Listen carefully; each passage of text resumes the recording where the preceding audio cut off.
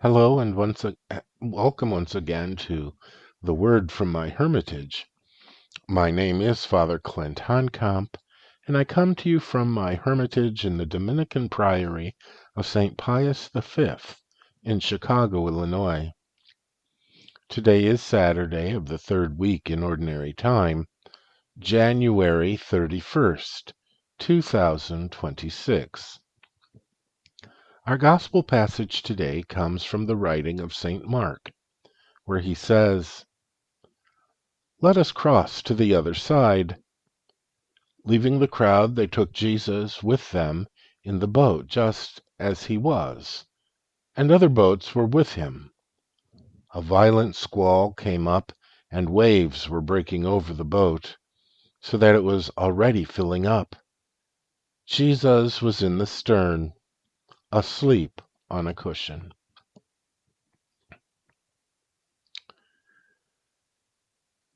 Let us cross to the other side. With these simple words, Jesus sets everything in motion.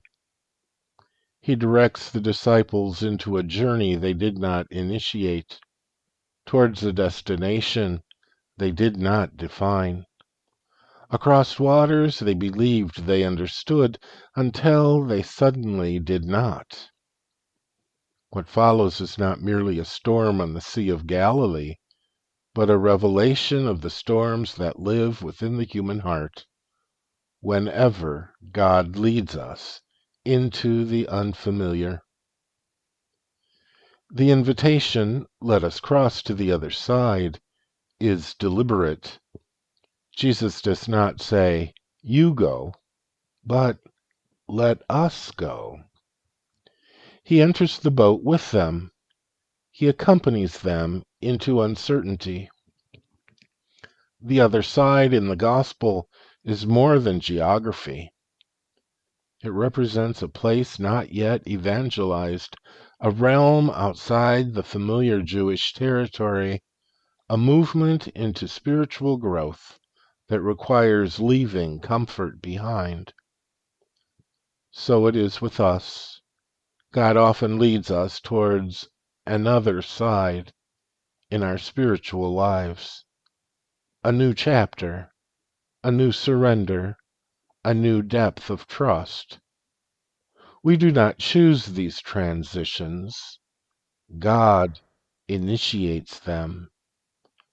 And like the disciples, our first impulse is not excitement at the adventure, but anxiety at the unknown. Waves crash, wind howls, water fills the boat.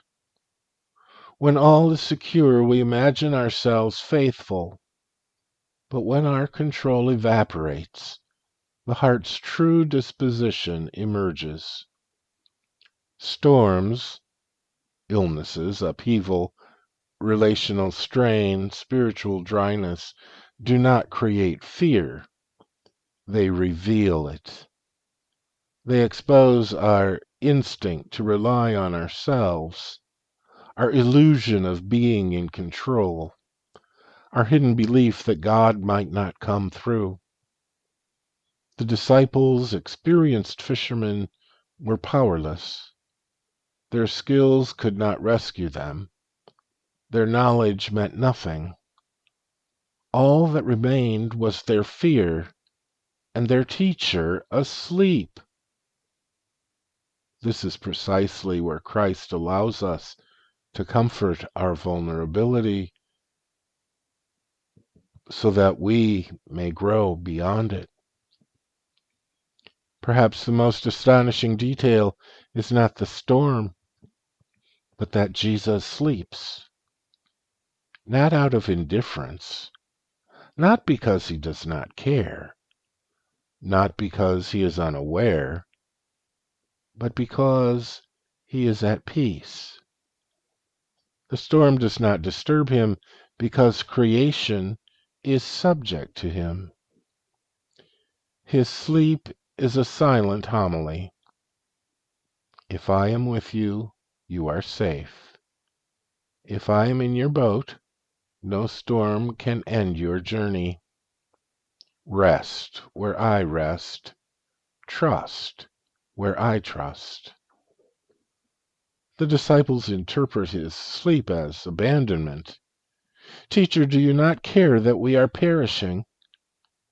But Jesus' sleep is not neglect, it is invitation to a deeper faith that sees beyond the violence of the moment. The disciples cry out, and Jesus responds. He always does.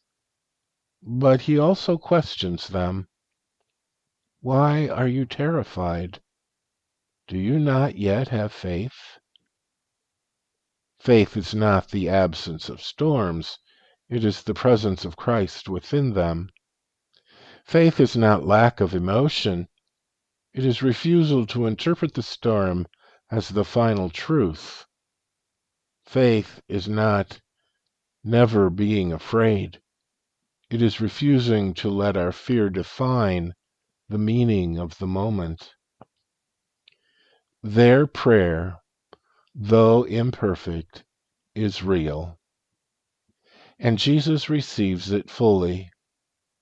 He calms the sea, and when he addresses the hearts that are the true battleground, quiet, be still. The wind and the sea obey, but the disciples do not. That is often the case. External circumstances may change before internal ones do. Jesus calms the storm around them so he can begin calming the storm within them. Their awe, who then is this, is the necessary beginning of faith. The fear of the storm gives way to the fear of the Lord. No wonder at his power and presence. Jesus told them from the beginning, let us cross to the other side. Storms cannot cancel the promise. They can only deepen the meaning of the journey. Every Christian is being led to an other side. Greater trust, deeper surrender, a fuller encounter with Christ, a life less ruled by fear and more defined by faith. The storms do not mean you are off course. They often mean you are precisely where Christ intended you to be. Where is Jesus inviting you to go to the other side? What unfamiliar territory are you resisting? Where do you feel the water rising? Where does Christ appear silent, asleep? Bring these to him. Tell him honestly, Lord, I am afraid.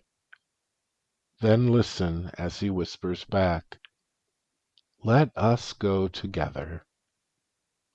Because the one who calls you into the storm is the same one who commands the wind and the sea, and the same one who rests with perfect peace in your boat. If you found a blessing in this reflection today, I invite you to share it with others. And as you go about your day, know of my prayer for you and your well-being. May God bless you today and keep you safe. Amen.